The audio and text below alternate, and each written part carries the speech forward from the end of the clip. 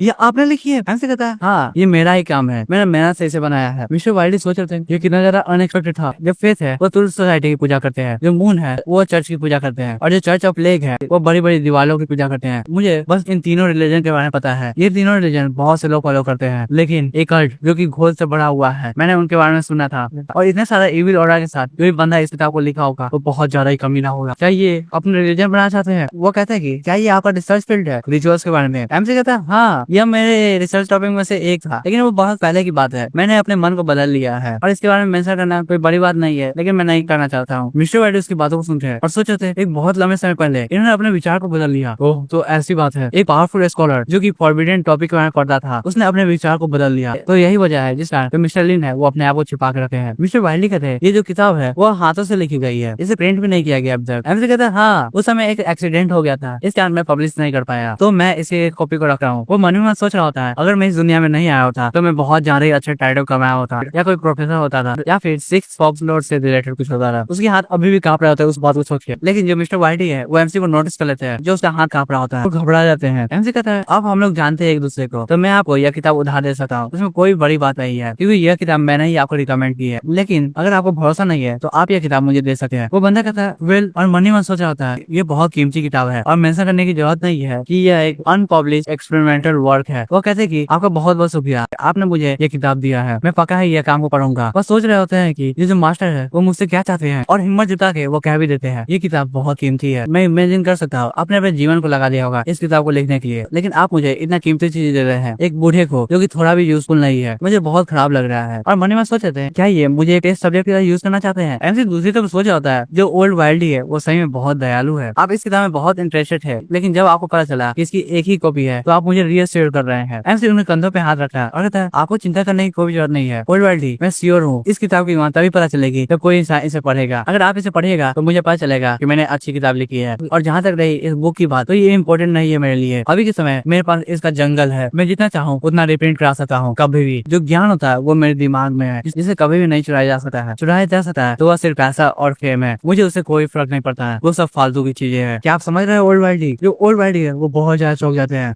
तभी जो मिस्टर वाइल्डी होते हैं वो उस किताब को ले लेते हैं। एमसी उन्हें देखता है और सोच जाता है ये बहुत बढ़िया बात है। जो मिस्टर वाइल्डी है उन्होंने उस किताब को ले लिया है। ये मेरा लास्ट टेलिंग का सोल था, जैसा कि एक बूढ़े इंसान से सोचा गया था जिसे पूरी दुनिया ने नकार दिया है। तुम्हें पक्का ही फेम और पैसों की जरूरत पड़ती होगी अपने दिल को भरने के लिए, लेकिन इस तरह का जो माइंडसेट होता है वो बूढ़े आदमी के लिए एक रोग की तरह होता है जो तुम्हारी सेहत को भी खराब कर सकता है। मुझे आशा है आपने इस अपॉर्चुनिटी से कुछ सीखा होगा और आपको समझ में आया होगा मैं क्या कहना चाहता हूँ। आपको लोगों से और पास आना चाहिए। तो ये कैसा रहा ओल्ड वाइल्डी? फिर हम लोग ओल्ड वाइल्डी को देखते हैं जो कि एमसी की बातों को कुछ अलग ही तरीके से समझे होते हैं। वो कहते हैं हाँ मैं समझ चुका हूँ, आपके टीचिंग के लिए आपका बहुत बहुत शुक्रिया। वो सोच रहे होते हैं कि जो फेम और पैसा है वो एकदम फालतू है, ये मुझे वार्न करना चाहते हैं कि मैं इनके बारे में किसी को भी नहीं बताऊं। एमसी कहता है आपने सही समझा होगा, मैं बहुत खुश होऊंगा अगर आप इस बुक को किसी और को भी रिकमेंड करेंगे। ओल्ड वाइल्डी कहते हैं ओ मैं समझ चुका हूँ, मैं अपना बेस्ट करूंगा। वो वहाँ से उठते हैं और कहते हैं मिस्टर लिन चाहते हैं मैं प्रमोट करके इनके पैसे को पे करूँ, मैं इनके काम को और फैलाऊं। अगर मुझे इनके कंटेंट को डिस्ट्रीब्यूट करना है तो पहले सभी चीज को पढ़ना होगा, नहीं तो ऐसे ही मैं पब्लिश कर दूंगा, सभी को इनकी आइडेंटिटी के बारे में पता चल जाएगा जो कि खराब है। मैं इसे अच्छे से पढ़ूंगा, उसका सभी को अपने मुंह से बताऊंगा जिससे किसी को भी नहीं पता चलेगा ये चीज किसने लिखी है। मुझे बहुत सतर्की रखनी होगी। फिर वो उस किताब को कहीं पे रख लेते हैं और एक चीज को निकालते हैं। वो कहते हैं आपका गाइडेंस के लिए बहुत बहुत शुक्रिया, आपने मुझे बहुत सालों से गाइड किया है, इसी कारण मेरे ग्रेटिट्यूड के तौर पे ये चीज है गिफ्ट। मैं आशा करता हूँ आपको ये पसंद आएगा। और मुझे पता है वहाँ पे एक स्टैचू होता है। एमसी उसे देखता है और ये गारगोयल है। अगर जिन्हें नहीं पता तो मैं बता दूं, जो गारगोयल होता है वो एक स्टैचू होता है जो बहुत रियलिस्टिक दिखा होता है, जिसमें से पानी भी निकलता है, यानी कि फाउंटेन के तौर पे, या आप बिल्डिंग के टॉप पे लगा सकते हैं सजावट के लिए। मिस्टर वाइल्डी कहते हैं हाँ ये इतना भी कीमती नहीं है, आप इसे रख सकते हैं, जितना आपने मेरे लिए किया है वो तो बहुत ज्यादा है इसके मुताबिक, प्लीज आप इसे एक्सेप्ट कर लीजिए। और वो सोच रहे होते हैं कि ये गारगोयल मुझे टीचर ने दिया था जब मैं ग्रेजुएट हुआ था, उन्होंने इसके बारे में बहुत ज्यादा ही कहा था, ये बहुत अच्छा है, एक मैजिक रेसिस्टेंस है, इसकी चमड़ी मोटी है, इसके जो दांत है और जो पंजे है वो एक रेजर की तरह साफ है, ये मर्डरस इंटेंट को खुद पहचान सकता है। अगर कॉम्बैट बाय कंपेयर किया जाए तो यह एक इलाइट नाइट से कम नहीं है। एमसी उस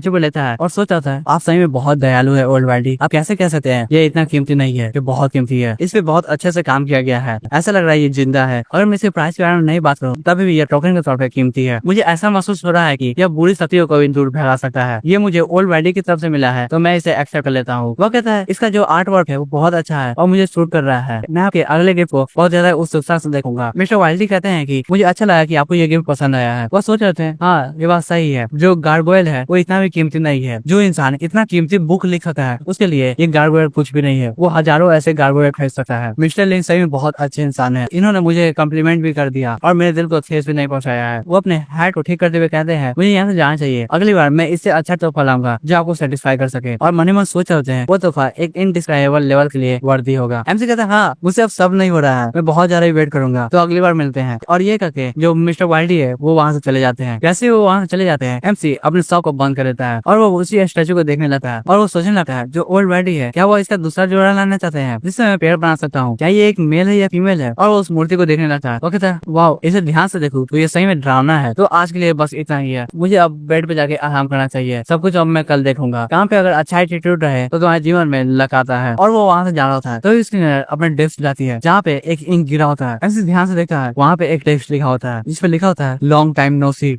एमसी उस टेक्स्ट को देखे बहुत डर जाता है। वो कहता है तो ये तुम हो। हमारा जो एमसी होता है वो उससे बात करना स्टार्ट करता है। वो कहता है तुम, और मन ही मन सोचना स्टार्ट करता है तुम ही थे ना जिसने मुझे इस अजीब से दुनिया में भेजा है और आज पूरे 3 साल हो गए हैं जब से मैंने तुमसे बात नहीं की है। फिर वो कहता है तुम यहाँ पे आए हो इसका मतलब ये है कि मुझे अब अपने प्राइस को पे करना होगा, तो मुझे बताओ मुझे क्या करना है। वो सोचने लगता है ये यहाँ पे आया है तो ये मेरे से फ्रेंडली ही होगा, मुझे ऐसा नहीं लग रहा है कि ये कुछ बकवास बातें करेगा, ये कुछ अजीब सी चीजें कहेगा जो मैं नहीं कर सकता हूँ। इसके टेबल पे लिखा जाता है तुमने अपना प्राइस को पे कर दिया है, इसी कारण मैं यहाँ पे अवेकिन हुआ हूँ। एमसी उसे देखता है वो चौंकी रहा होता है तभी उसे अचानक से रियलाइज होता है। वो कहता है इसका मतलब मैंने जो ओल्ड वाइल्डी को अपना बुक रिकमेंड किया है ये उससे रिलेटेड हो सकता है, मुझे बताओ। उस टेबल पे लिखा था यस। एमसी देखता है और कहता है तो बस तुम यही चाहते थे मुझसे करवाना, क्या कोई मेरे बुक को रिकमेंड करेगा तो मेरा प्राइस पे होता रहेगा और इससे तुम्हें फायदा होने वाला है। उस टेबल पे लिखा था हाँ ऐसा ही मेरा फायदा होने वाला है, तुम ऐसे ही मेरे प्राइस को पे करोगे। एमसी कहता है अब तो तुम्हें कोई प्रॉब्लम नहीं होगी, मैंने तुम्हारे प्राइस को पे कर दिया है। इस बात को सुनकर जो क्रिएचर होता है वो वहाँ से चला जाता है। एमसी अपने डेस्क की ओर ही देख रहा होता है। फिर हम लोग बाहर के नजारे को देखते हैं। एक बंदा बैल्कनी से किसी चीज पे नजर रख रहा होता है। वो अपने कॉल को मिलाता है और कहता है सर मैं जैक बोल रहा हूँ, मैंने नोकिन स्ट्रीट पे कुछ अजीब नोटिस किया है, यहाँ पे ब्लैक स्कर्ट फेसलेस वाइल्डी है, साथ ही साथ उसने लगभग 1 घंटे बिताया है एक बुक स्टोर में जो कि नॉर्मल दिख रहा है। इससे मुझे काफी शक हो रहा है वो जो बुक स्टोर है वो ब्लैक मेज का इकट्ठा होने का इलाका होगा। फोन की दूसरी तरफ जो बंदा होता है वो कहता है क्या एक इकट्ठा होने वाला जगह, ये बहुत ज्यादा इंपॉर्टेंट इन्फॉर्मेशन है, मैं इस इन्फॉर्मेशन को ऑर्गेनाइज करके सर जोसेफ को देता हूँ, तो मुझे और भी ज्यादा डिटेल दो और जल्दी वहाँ से लौट आओ, वहाँ पे तुम्हें खतरा हो सकता है। वो बंदा बोलता है ठीक है सर मैं समझ गया हूँ। तभी उसके पीछे ओल्ड वाइल्डी आ जाते हैं तो कहते हैं यहाँ पे एक चूहा है जो कि बहुत बहादुर भी है। इस बात को सुनकर जो स्पाई होता है वो चौंक जाता है, उसके पसीने छूट रहे होते हैं, वो अचानक से पीछे मुड़ता है, वो पीछे मुड़ नहीं पाता। तभी जो ओल्ड वाइल्डी होते हैं वो उसके सर पे हाथ रखते हैं, वो कहते हैं मर जाओ और अपना अटैक यूज करते हैं जिससे जो स्पाई होता है वो मर जाता है। फोन में से आवाज आ रही होती है चलो क्या हुआ मुझे बताओ। ओल्ड वाइल्डी उस फोन को अपने पैरों से तोड़ देते हैं। वो कहते हैं तुम्हारी इतनी हिम्मत कैसे हुई कि तुम इस जगह पर स्पाई करो, मैंने तुम पे दया दिखा दी मारकर, नहीं तो तुम्हें इससे बड़ा भुगतान करना पड़ता। और वो वहाँ से चले जाते हैं। फिर हम एक डायरेक्टर ऑफिस के बाहर का सीन देखते हैं। एक बंदा डोर को नॉक कर रहा होता है। वो बाहर से कहता है सर नाइट मुझे आपको कुछ अजीब सा चीज रिपोर्ट करना है। सर नाइट अपने चश्मे को उतारते हैं और कहते हैं क्लॉड तुम अंदर आ सकते हो। हम देख पाते हैं जो सर नाइट है उनका एक हाथ मैकेनिकल आर्म होता है। सर नाइट की बातों सुनकर जो क्लॉड होता है वो ऑफिस में एंटर कर जाता है और दरवाजे को बंद करता है। सर नाइट कहते हैं क्या मैजिक मिरर के प्यादे के साथ कुछ हुआ है या उन हंटर्स के साथ या नॉकिन पेस्ट में रहने वाले कीड़ों के साथ कुछ हुआ है, मुझे बताओ। अगर ये सब उनके बारे में नहीं है तो मैं बता दो मैं अपने रिटायरमेंट लाइफ को बहुत अच्छे से एंजॉय कर रहा हूँ, लेकिन मुझे उनके सर को कुचलना है अपने हाथों से। वो सब एक मॉन्स्टर है और एक जोरदार पंच वो अपने डेस्क पे मारते हैं जिससे जो डेस्क होता है वो थोड़ा सा टूट जाता है। क्लॉड घबराया हुआ होता है। वो कहता है सर प्लीज आप अपने एक्शन पे ध्यान दीजिए, आप कुछ ज्यादा ही एनर्जेटिक हो रहे हैं, आपको इतना ज्यादा गुस्सा होने की कोई भी जरूरत नहीं है। सर क्लॉड कहते हैं हाँ तो क्या मुझे बताओ कौन सा इन्फॉर्मेशन है, क्या तुमने दरवाजे को अच्छे से बंद किया है। इस बात को सुनकर जो क्लॉड होता है वो पूरी तरह से डर गया होता है। वो कहता है सर मुझे माफ कर दीजिएगा ये एक नया केस है। नाइट सर कहते हैं एक नया केस, ओह मुझे बताओ वो क्या केस है जो कि उन जंगली कुत्तों से ज्यादा इंपॉर्टेंट है। क्लॉड बताना स्टार्ट करता है हमारा एक स्पाई 23rd नॉकिन स्ट्रीट पे मॉनिटरिंग कर रहा था जहाँ पे अभी हंटर्स बहुत ज्यादा ही एक्टिव है और मारे जा रहे हैं। उसके रिपोर्ट के अकॉर्डिंग वहाँ पे वाइल्डी आया था जो कि बहुत पहले ही मारा गया है। इस बात को सुनकर जो सर क्लॉड है वो चौंक गए, वो अपने दांत को पीसते हैं और कहते हैं कौन। क्लॉड बताना स्टार्ट करता है फ्रैंक वाइल्डी एक डिस्ट्रक्टिव ब्लैक मैथ जिसे ब्लैक स्केल फेसलेस से भी जाना जाता है। वो बैटल ऑफ व्हाइट हिल्स के बाद गायब हो गया, 2 साल हो गए हैं। हम लोग ने उसके ऊपर बाउंड्री भी रखी थी लेकिन कोई भी उसे नहीं ढूंढ पाया। हम लोग को लगा वो मारा गया है और जैसा ही हम लोग उस पर विश्वास करना स्टार्ट किए हमें यह खबर मिलती है। सर नाइट बहुत ज्यादा ही एक्साइटेड हो जाते हैं। वो कहते हैं नेचुरली मुझसे अच्छा कोई भी उस कीड़े को नहीं जानता है। तो वो आखिरकार अपने बिल से बाहर आ ही गया। वो अपने हाथ को आगे उठाते हैं और कहते हैं ऐसा सोचना कि वो नौकिन में होगा, ऐसा कोई भी नहीं सोच सकता था। मैं अब उसके पास जाऊंगा और उसके सर को फोड़ दूंगा, फिर उसके खोपड़ी को मैं रखूंगा अपने हाथों में और उसे ब्लास्ट कर दूंगा। फिर वो क्लॉड से पूछता है वो 23rd स्ट्रीट में कर क्या रहा था। क्लॉड बताता है कि ये जो रिपोर्ट है वो बहुत ज्यादा लिमिटेड है और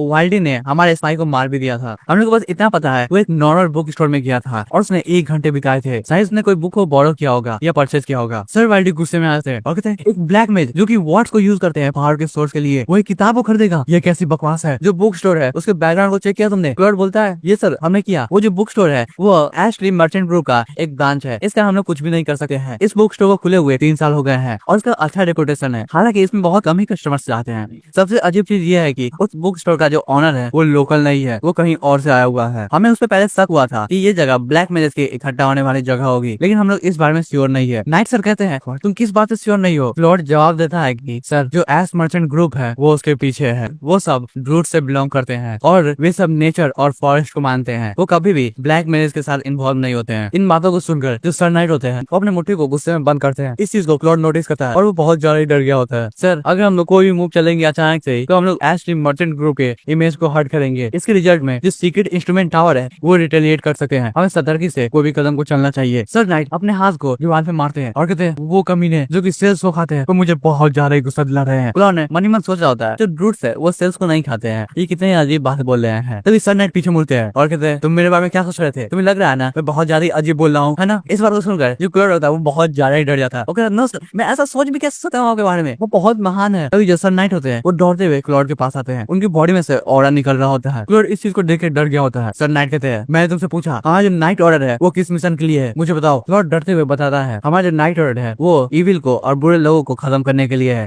चाहे कुछ भी हो जाए इस दुनिया में शांति लाने के लिए है। सर नाइट कहते हैं मगर ऐसी बात है तो हम लोग कोई भी बुरे काम को सह नहीं सकते हैं, हमें सब कुछ को खत्म करना होगा और शांति को वापस लाना होगा। वाइल्डी एक बुक स्टोर पे रुका था वो भी 1 घंटे के लिए। तुम्हें सही में लगता है वो अंदर जाके बैठा होगा और बात किया होगा या एक बुक को पढ़ा होगा और चाय पिया होगा? ऐसा कभी भी नहीं होने वाला है। लेकिन मैं आपको बता दूं ऐसा हुआ है। सर नाइट आगे कहते हैं कि मेरे प्यारे डिसाइपल क्लॉड क्या तुम्हें सही में लगता है जो इविल ब्लैक मेज है वो वहाँ पे जाके बुक को परचेज करेगा, ये बुक को पढ़ेगा? अगर तुम्हें सही में लगता है ऐसा तो मैं तुम्हारे पीछे बहुत ज्यादा जोर से किक मारूंगा। क्लॉड घबराते हुए कहता है लेकिन सर जो एश ट्री ग्रुप है वो हमें फंड करती है वो भी 40% तक, आपको सोचना चाहिए। इस बात को सुनकर जो सर नाइट का गुस्सा होता है वो शांत हो जाता है। वो कुछ भी नहीं बोल पाते हैं और उनके बीच में बहुत लंबे समय तक सन्नाटा होता है। अचानक ही जो सर क्लॉड होते हैं वो अपने कोट को पहनते हैं और कहते हैं ठीक है मैं वहाँ खुद से चेक करने के लिए जाऊंगा और पता लगाऊंगा वो जो बुक स्टोर है वो एक नॉर्मल बुक स्टोर है या नहीं। क्लॉड कहता है ठीक है सर और वो वहाँ से बाहर निकल जाते हैं। हम देख पाते हैं जब वो बाहर निकल रहे होते हैं तब हमें अलग अलग रूम का डायरेक्शन को दिखाया जाता है, जैसे कि briefing room, training room, battle room, logistic. इससे हम लोग अंदाजा लगा सकते हैं ये जो ऑर्गेनाइजेशन है वो कितनी बड़ी है। वो जैसे जैसे बाहर जा रहे होते हैं बहुत से लोग बोल रहे होते हैं गुड आफ्टरनून सर। दूसरा आदमी बोलता है सर रेडी नाइट। एक और आदमी बोलता है सर आपने अच्छे से खाना खाया है ना, आपको मेरी तरफ से ग्रेटिंग है। उस ऑर्गेनाइजेशन में बहुत ज्यादा आदमी भी होते हैं। वैसे तारीफ किए जा रहे होते हैं सर नाइट की क्योंकि वो एक हाई पोस्ट के आदमी है। वो कहते हैं सर आप बहुत ज्यादा मेहनत कर रहे हैं, आपको थोड़ा आराम भी कर लेना चाहिए। उन सभी की बातों को सुनते हुए जो सर नाइट है वो लिफ्ट तक पहुंच जाते हैं और फर्स्ट फ्लोर का बटन को दबा देते हैं। जब लिफ्ट नीचे जा रही होती है तब हम देख पाते हैं सर नाइट के हाथों में एक पेपर होता है। तो उस पेपर को देखे जा रहे होते हैं वो हमारे MC लिंजी का पेपर होता है। उसमें उसके बारे में सभी इन्फॉर्मेशन लिखी होती है। सर नाइट उसे देखते हैं और कहते हैं मैं पर्सनली तुम्हें मिलने आऊंगा, चलो देखते हैं तुम किस तरह के इंसान हो। तभी अचानक ही जो सर नाइट है उनको बॉडी के साथ कुछ होने लगता है। वो अपने एक आंख को पकड़ते हैं और कहते हैं नहीं ये मुझे हो क्या रहा है, मैं दोबारा से हेलुसिनेट कर रहा हूँ, लेकिन अभी क्यों? तभी अचानक ही उनके सामने एक स्वॉर्ड आता है। वो कहते हैं मैजिक स्वॉर्ड कैंडेला का कर्स दोबारा से एक्टिवेट हो गया है।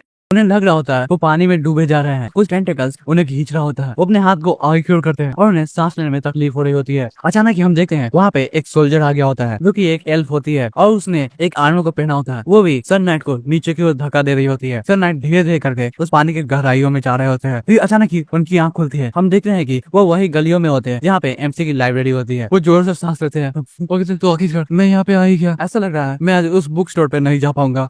स्वॉर्ड कैंडेला का कर्स है बहुत ज्यादा ही अजीब है और जो ओरिजिनल ओनर है वो मारा जाता है तो वह कर्स को कैरी करते रहता है जो कि किसी भी इंसान को पागल कर सकता है। सिर्फ पावरफुल और अच्छे नाइट ही इसे संभाल सकते हैं। मैं अगले बंदे को ढूंढ रहा हूँ जो कि इसे कैरी कर सके। सबको क्या लगता है रेडिएट नाइट माय एस? ऐसा कुछ भी नहीं है। मैं एक बूढ़ा आदमी हूँ जो कि अच्छे से चल भी नहीं पा रहा है और वह बारिश में कहीं जा रहे होते हैं। फिर हम दूसरी जगह नजारा देखते हैं। हम देखते हैं वहाँ पे कुछ बॉडी पड़ी होती है और उनके हाथ और पैर बहुत अजीब तरह से कटे होते हैं। एक आदमी उन सब चीजों को देख रहा होता है और कहता है कितना ज्यादा सरप्राइजिंग है, इन्होंने पूरा मैस फैला दिया है। हम देखते हैं वो बंदा व्हाइट व्हाइट वुल्फ का लीडर होता है जिसका नाम है हेलिक्स। वो कहता है कि ऐसा लग रहा है उन सब ने यंग लेडी को कुछ ज्यादा ही अंडरस्टिमेट कर दिया है। आफ्टर ऑल वो एक सेकेंड इन कमांड है, वो इतना ज्यादा कमजोर तो नहीं होगी। उसको फेस करने के बाद मुझे नहीं लग रहा है तुम्हारे जितने भी सबऑर्डिनेट्स है वो थोड़ा भी काम करेंगे। उन सब के अंदर डर बैठ गया होगा। फिर अचानक ही उसके पीछे कोई आता है। वो बंदा कहता है कास्पर। फिर हम वही लेडी को देखते हैं जो कि आग को देख रही होती है। हम देखते हैं ये व्हाइट वुल्फ की फॉर्मर सेकेंड इन कमांड थी जीसू। बहुत सारे सोल्जर उस पर अटैक करते हैं। वो कहते हैं मर जाओ, तुम एक मॉन्स्टर हो। लेकिन जो जीसू होती है वो थोड़ा भी नहीं हिलती है और उसके जितने भी एनिमीज होते हैं वो सब मर जाते हैं। वो पीछे मुड़ती है और कहती है मैक्स अभी का सिचुएशन कैसा है। मैक्स बताता है मैडम मैंने कंफर्म कर लिया है, जो हेलिक्स है वो मैजिक मिरर का एक प्यादा है। वो पूरी तरह से पागल हो चुका है और सभी हंटर्स को मारना स्टार्ट कर दिया है। वो थोड़ा भी रहम नहीं दिखा रहा है किसी पर भी। जो जीसू होती है उसके हाथ कांपे होते हैं। वो कहती है तो ये वही था। तभी मैक्स नीचे जंप करता है और कहता है मैम हम लोग को आउट नंबर कर लिया गया है, हम लोग की संख्या कम है। और जो हेलिक्स है उसने थर्ड इन कमांडर कैस्पर के साथ हाथ मिला लिया है और अपने संख्या को बढ़ा दिया है। मुझे डर लग रहा है हम लोग जल्दी खत्म हो जाएंगे। तभी दूसरी लेडी वहाँ पे आ रही होती है और कहती है जो हेलिक्स है वो काफी ताकतवर है और वो व्हाइट वुल्फ के पैनिक से बहुत ज्यादा क्लोज भी है। मुझे लग रहा है कैस्पर ने बहुत सारे हंटर को ट्रेन किया है आज ही के दिन के लिए। वो सब इस चीज को बहुत पहले से प्लान कर रहे हैं, मुझे इन सब बारे में पता ही नहीं था। वो कहती है एक और रीजन मैंने तुम्हें धोखा नहीं दिया है, इसका ये है कि वो बंदा इस सब चीजों को प्लान करा था। मुझे इस बंदे से नफरत है। जीसू कहती है काई तुम्हारा बहुत बहुत शुक्रिया, क्या तुमने अपने कपड़ों को नहीं बदला है और सभी मॉन्स्टर को ठिकाने लगा दिया। मैं यहाँ पे बच के नहीं आ पाती था, अगर तुम नहीं होती तो मैं यहाँ पे सलामत हूँ, इसका रीजन तुम ही लोग हो। तुम्हारा बहुत बहुत शुक्रिया। इस बात को सुन के बहुत ज्यादा खुश रहती है और कहती है मैडम काई देख रही होती है ये बहुत ज्यादा इंप्रेसिव है। मुझे नहीं पता है वो किस दौर से चली है, लेकिन जब से ये रिटर्न आई है वो टेंटेड ब्लड के साइड इफेक्ट को सप्रेस कर सकती है। एक नॉर्मल हंटर ऐसा कभी भी नहीं कर सकता है। वो बहुत ज्यादा ताकतवर है। ये एक प्योरेस्ट फॉर्म है डिस्ट्रक्शन का जिसे हम लोग कहते हैं। तो एक और आदमी बोलता है गॉडेस हेलिक्स वो सब ताकतवर है लेकिन तभी भी वो सब थोड़ा भी पैनिक का सामना नहीं कर सकते हैं। तुम एक रियल पैनिकी हंटर हो, जैसे ही तुम ट्रांसफॉर्म हो जाओगी तो इसे फर्क नहीं पता है हेलिक्स कौन है ये कास्पर कौन है, वो सब घुटनों पे आ जाएंगे। हम देखते हैं ये जो बंदा होता है इसका नाम होता है रेड रियान। ये व्हाइट वुल्फ का इंटेलिजेंस होता है। जीसू अपने आप को शांत कर रही होती है। वो सोच रही होती है कि ठीक है तुम्हें ऐसे लोगों को अपने पास रखना चाहिए जिससे तुम्हारा ही भला हो, मुझे अपने आप को शांत रखना होगा। लेकिन हम पीछे देखते हैं जो काय होती है वो बहुत ज्यादा गुस्से में आ जाती है। वो कहती है ये बंदा, इस बंदे से मुझे नफरत है, ये यहाँ पे आया ही क्यों है। मैक्स उसे शांत किया जा रहा होता है। जीसू पे गर्दन पे लगे हुए मार को देखती है। वो कहती है एटलीस्ट मैं इस पे ट्रस्ट कर सकती हूँ, ऐसे गर्दन पे जो लॉयल्टी का रून है वो मुझे विश्वास दिला रहा है। काय और मैक्स भी माइंड करप्शन से बच पाए हैं मेजर मैजिक के प्यादों से। ये सब हुआ है उस रून के कारण जो कि व्हाइट मेज ने काट किया था। तभी जीसू कहती है हम लोग टेंटेड ब्लड को पोजेस करते हैं जो कि क्रूल बीस्ट को खत्म करने में मदद करेंगे। यही रास्ता हम लोग ने चुना है और यही रास्ते पे हम लोग आगे बढ़ेंगे। हम लोग कभी भी इससे पीछे नहीं हटने वाले हैं। इस बात को सुनकर जो मैक्स होता है वो कहता है मैम मैं समझ गया हूँ। क्या कहती है मैडम हम लोग को सतर्क रहने की जरूरत है, वो सब बहुत ज्यादा ही संख्या में है और हमारी संख्या कम है। लेकिन जो स्पाई होता है वो कुछ भी नहीं कहता है। तभी जीसू कहती है ठीक है अब हम लोग को आगे बढ़ना चाहिए, यहाँ पे रुक के कोई फायदा नहीं होने वाला है, ये हमारा आखिरी बैटल होने वाला है, तो सभी लोग तैयार हो जाओ। फिर हम लोग चर्च गेट के बाहर का सीन देखते हैं। बाहर से जो चर्च गेट होता है उसे एक स्टिक के द्वारा काट दिया जाता है और वे सब अंदर आ जाते हैं। अंदर आते ही सामने हम लोग एक बंदे को देख पाते हैं जो कि खड़ा होता है। जब पास से हमें दिखाया जाता है तो हम देख पाते हैं वो जो बंदा होता है उसके आर पर एक सिकल गया होता है, उसकी बॉडी में से ब्लड निकला होता है और ये बंदा थर्ड इन कमांडर होता है व्हाइट वुल्फ का जिसका नाम है कैस्पर। काय पूछती है कैस्पर क्या ये तुम हो, मुझे बताओ हेलिक्स कहाँ पे है। कैस्पर हंसता है जैसे कुछ चीज को नोटिस करती है और कहती है यहाँ पे कुछ तो गलत है, क्या ये हो सकता है। वो कैस्पर के कंधों पे हाथ रखती है। जैसे वो कैस्पर के कंधों पे हाथ रखती है वो जो कैस्पर होता है वो और जोर से हंसना स्टार्ट करता है। वो पागलों की तरह हरकत करना स्टार्ट कर देता है। जिससे पीछे मुड़ती है और कहती है मैक्स जल्दी से मुझे सिरिंज दो। मैक्स अपने कपड़ों में से सिरिंज को निकालता है और जीसू को दे देता है। जीसू जल्दी से उस सिरिंज को लेकर कैस्पर के बॉडी में मारती है। वो सिरिंज उसके बॉडी में जा ही पता तभी हम देख पाते हैं जो कैस्पर होता है वो ट्रांसफॉर्म होना स्टार्ट हो जाता है। उसके दांत नोकीले होने लगते हैं, उसके चेहरे पे बहुत ज्यादा ही बाल आने लगते हैं। जीसू पूछती है बताओ हेलिक्स कहाँ पे, क्या उसने मैजिक मिरर के प्यादों को ले लिया है और यहाँ से चला गया है, मुझे बताओ। कैस्पर कुछ भी नहीं बोल पा रहा था तो मुश्किल से कहता है हमारे जो होलीनेस है वो यहाँ पे आएंगे और इतना कहते ही उसकी बॉडी में से बहुत सारे टेंटेकल्स निकलते हैं और वो वहीं पे मारा जाता है। जिसे चौंकते हुए उसे देख रही होती है जो भी यहाँ पे उसके आंखों के सामने हुआ है उसे विश्वास ही नहीं हो पा रहा होता है। ये हुआ तो हुआ क्या है। वो गुस्से में दीवार पे अपना हाथ को मारती है और कहती है पैमिट। मैक्स से जैसे को शांत करने की कोशिश करता है। वो कहता है मैम हम लोग हेवुड से सीधा क्यों नहीं पूछ लेते हैं, वो हाउस मेस से है तो ऐसा नहीं लग रहा है वो हमें मना भी करेगा। जैसू कहती है इसकी जरूरत नहीं है, काई मैक्स के साथ इन्वेस्टिगेशन को कंटिन्यू करो। काय कहती है ठीक है मैम। फिर जैसू कहती है रियान तुम मेरे साथ आओगे। रियान कहता है कहाँ पे। जैसू कहती है 23rd स्ट्रीट। तभी हम देख पाते हैं कि हमें एक चाय का कप दिखाया जाता है और आपको पता है जब चाय का कप दिखाया जाएगा तब कौन यहाँ पे एंट्री करेगा।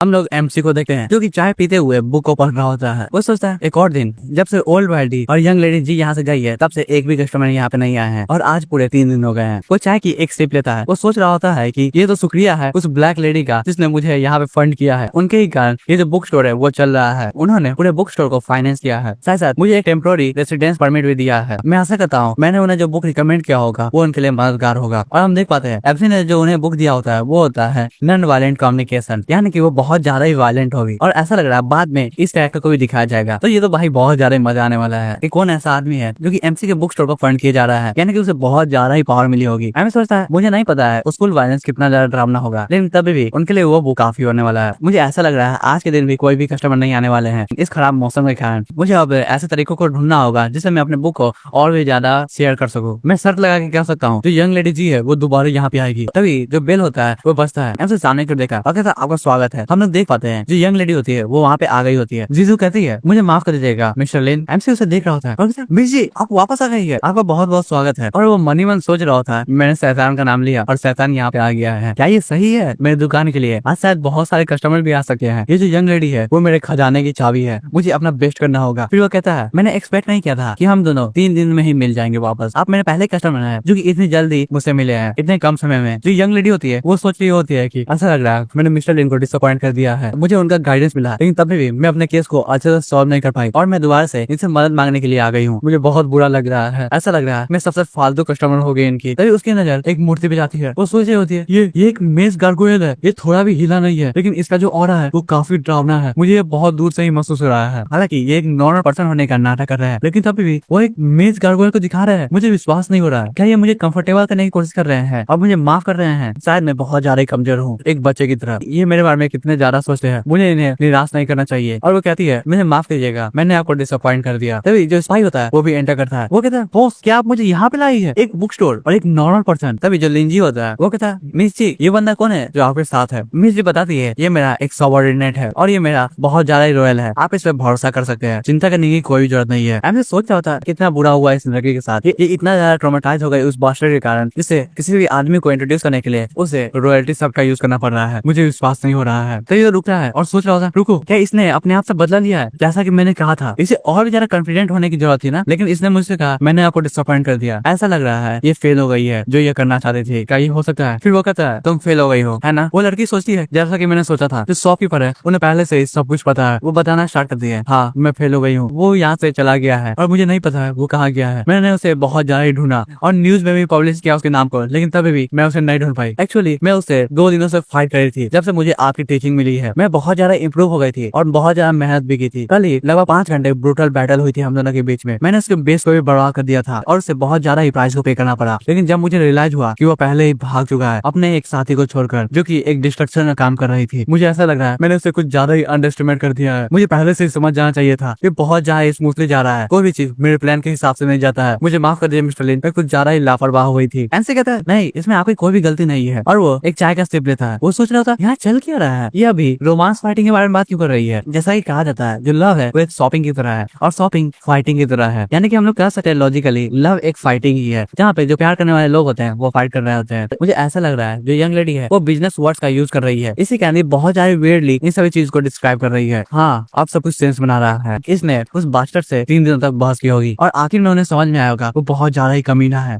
लेकिन वो बंदा वहाँ से निकलने का रास्ता ढूंढ लिया होगा और वहाँ से निकल गया होगा। वो पहले से प्रिपेयर था, उसने अपने पार्टनर को छोड़ दिया एक डिस्ट्रैक्शन के तौर पे और मिस जी के पैसों को लेकर भाग गया। वो अपने चाय को कप में डालता है और कहता है ओ अब मैं पूरी तरह से समझ चुका हूँ। मिस ली कहती है आपको क्या लगता है? पीछे जो स्पाई होता है वो सभी बात को सुन रहा होता है, वो बहुत ज्यादा चौंका होता है एमसी को देखते हुए। वो कहता है यार चल क्या रहा है? हम कुछ देर पहले का सीन देखे हैं जहाँ पे वो किसी से बात कर रहा होता है, दूसरी तरफ से आवाज आती है तुमने क्या कहा? जो ब्लैक स्केट ब्रेसलेट है वो नौकरी में मिला है, इस तरह की जो इन्फॉर्मेशन है वो तुम्हारे पास कैसे आई? मुझे बताओ। वो जो स्पाई होता है वो कहता है क्या तुम मेरे शब्दों पे विश्वास नहीं कर रहे हो? फोन की दूसरी तरफ से आवाज आती है नहीं ऐसा कभी भी नहीं है, मुझे तुम पे बहुत विश्वास है रियान, तुमने ऐसा काम कर दिया है जो कि हम लोग सालों से नहीं कर पा रहे हैं। स्पाई कहता है अब मक्खन लगाना बंद करो, मैं इस इंटेंट को दूसरे को देने वाला हूँ और ट्रूथ सोसाइटी में भी इसके बारे में बताने वाला हूँ। फोन की दूसरी तरफ से आवाज आती है ठीक है तुम्हारे हार्डवर्क के लिए बहुत बहुत शुक्रिया, अगला जो टारगेट है और हमें अगले टारगेट के बारे में नहीं बताया जाता है उसका नाम सुनते जो स्पाई होता है वो कहता है ये तो बहुत आसान होगा, उसने मेज रॉयल्टी रूम को लिया है इंश्योरेंस के तौर पे, ऐसा लग रहा है मैं उसे आराम से फंसा लूंगा और बहुत सारे इंटेल दूंगा। हालांकि उसके पास पावर है क्योंकि बहुत ज्यादा इंटरेस्टिंग बनाता है इस काम को। तभी वहाँ पे काई आती है पढ़ते चूहे तो तुम यहाँ पे हो, जो मैडम है वो तुम्हें ढूंढ रही है, हम लोग को अब यहाँ से निकलना होगा, अब तुम उनके सब ऑर्डिनेट हो, इस कारण तुम्हें एक जंगली चूहे की तरह नहीं घूमना चाहिए और तुम्हें थोड़ा सा डिसिप्लिन सीख लेना चाहिए, समझ गए? वो स्पाई कहता है ओह मुझे माफ कर दीजिएगा मैंने आपको इंतजार कराया, मैं अब यहाँ से जा रहा हूँ। वो मन ही मन सोच रहा होता है जो एबिलिटी है कंट्रोल करने की वो बहुत ज्यादा ही आसान है, अगर मुझे एक अल्टीमेट इंटेल मिल गया तो मैं हंटर्स को भी डिस्ट्रॉय कर सकता हूँ, एक नाली में रहने वाला चूहा एक राजा बन सकता है और मुझे एक अल्टीमेट इंटेल मिल गया। तभी हम लोग प्रेजेंट में आते हैं। वो आदमी चौंकते हुए एमसी की ओर देख रहा होता है और सोच रहा होता है मैडम यंग लेडी मुझे डिसअपॉइंट मत कीजिएगा, आप इस नॉर्मल इंसान से इतना ज्यादा रिस्पेक्टफुल होकर बात क्यों कर रहे हैं? ऐसा लग रहा रहा है जैसे कि आप एक गॉड से बात कर रहे हैं। तभी जो यंग लेडी होती है वो कहती है प्लीज मुझे गाइड कीजिए। एमसी कहता है कि आपको चिंता करने की कोई भी जरूरत नहीं है, ये तो और भी ज्यादा आसान है जितना आप सोचते हैं। आपका जो दुश्मन है वो नहीं है, ये बाकी की चीजें नहीं है। आप जिससे डरते हैं वो है खुद से। आपको बस थोड़ा सा इंतजार करना है और आपके पास ही जो अच्छी खबरें है वो आएगी। वो स्पाई उन सभी बातों को सुनता है और सोच रहा था बस इतना ही, झूठ, खाली शब्द और कुछ भी बड़बड़ा देना, ये सब एक पक्के झूठे के ट्रिक्स होते हैं। मैं इसे बहुत अच्छे तरीके से जानता हूँ। ये जो बंदा है वो एक कंप्लीट लायर है। तभी एमसी अपने कप को उठाता है और कहता है ओ मुझे माफ कर दीजिएगा, मुझे थोड़ा समय चाहिए, मैं अपने काम को खत्म करके यहाँ पे लौटता हूँ बस 5 मिनट में। वो मन ही में सोच जाता है ओह मैं जो चाय है वो खत्म हो गया है, मुझे ऐसा लगा था यहाँ पे कोई भी आदमी नहीं आएगा, इस टाइम मैंने कुछ ज्यादा ही चाय को पी लिया था। और वो वहाँ से ऊपर की ओर चला जाता है। जैसे हमारा एमसी वहाँ से जाता है वैसे ही वो जो स्पाई होता है वो कहता है मैम ध्यान से सुनिए, आप यहाँ पे कर क्या रहे हैं, आपको यह नहीं कहना चाहिए। यंग लेडी कहती है तुम्हारे टोन को क्या हुआ, मैंने तुम्हें यहाँ पे इंटर के लाया था, मुझे लगा तुम थोड़ा सा यूजफुल होगे, लेकिन भूलो मत मैं तुम पे थोड़ा भी विश्वास नहीं करती हूँ, या मुझे तुम्हारा वैल्यू नहीं है, तुम्हें थोड़ा सा मैनर्स सीख लेना चाहिए, समझ गए। स्पाई कहता है कि लेकिन वो पूरी तरह से झूठा है, एक कंप्लीट लायर। मैं मानता हूँ मैं बहुत ज्यादा कमीना हूँ, लेकिन मैं उससे अच्छा हूँ, आपको उसकी बातों को नहीं सुनना चाहिए, वो आपको धोखा दे रहा है। उसके जो शब्द है वो काफी अच्छे हैं और चुने हुए हैं। मैं ऐसे 3 लोगों को ढूंढ सकता हूँ जो कि उसके लेवल पे होगा। मैं नहीं चाहता हूँ कि आप बस गोल गोल घूमते रहे उसके शब्दों के कारण, आपको थोड़ा सा सुधरना होगा। तभी जो यंग लेडी होती है वो अपने शॉर्ट को बाहर निकालती है और कहती है अपने मुंह को बंद रखो, मैं जानती हूँ मुझे तुम्हें यहाँ पे लाना ही नहीं चाहिए था, एक कमीना सिर्फ ऐसी चीजें को देख सकता है, अगर तुम मेरे लिए थोड़ा भी यूजफुल नहीं होते रहा तो मैं तुम्हें कब का मार देती रहा। वो स्पाई मन में सोचा होता है मुझे अब शांत रहने की जरूरत है, ये जो लड़की है वो आराम से मैनिपुलेट हो सकती है, मैं इसके ट्रस्ट को अपने ओर ले आऊंगा, उसके बाद मैं जो चाहूँ वो कर सकता हूँ। वो कहता है यंग लेडी मैं आपसे बहुत ज्यादा ही लॉयल हूँ, आपको थोड़ी देर में रियलाइज हो जाएगा, जब वो बंदा वापस लौटेगा मैं आपको प्रूफ कर दूंगा। और हम देखते हैं वो जो बंदा होता है वो अपने हाथ में से एरो को निकालता है, उस एरो पे एक ग्रीन कलर का कुछ लगा होता है और आपको पता है एरो पे जो भी लगा होता है वो एक तरह का पॉइजन ही होता है। जैसे ही वो पॉइजन निकलता है वैसे हम देखते हैं जो स्टैचू होता है वो बड़ा होना स्टार्ट हो जाता है। यंग लेडी और वो जो स्पाई होता है वो डरते हुए उस स्टैचू की ओर देख रहा होता है। स्टैचू बड़ा होते हुए उस स्पाई के पास आता है, वो अपने हाथों को फैलाता है और उस स्पाई को पकड़ लेता है। यंग लेडी बस देख ही पा रही होती है, वो भी चौंकती हुए, वो कुछ कर नहीं पा रही होती है। हम देखते हैं वो जो स्टैचू होता है वो उस स्पाई को खा लेता है। जो यंग लेडी होती है वो कुछ नहीं कर पा रही होती है, वो डरते हुए बस ऊपर की ओर देख रही होती है, उनके पसीने छूट रहे होते हैं। उस स्पाई के मरने के बाद जो ब्लड गिरा होता है वो जो स्टैचू होता है वो उसे भी चाट लेता है और दोबारा से छोटा हो जाता है। पीछे से हम देखते हैं जो हमारा एमसी होता है वो नीचे आता है और कहता है मुझे माफ कर दीजिएगा, मैंने आपको कुछ ज्यादा ही इंतजार कराया, आपका जो सबऑर्डिनेट है वो कहाँ चला गया। जो यंग लेडी होती है वो डरी होती है, उनकी हालत खराब होती है, वो कहती है वाह उसे एक अर्जेंट काम आ गया था इस कारण वो चला गया।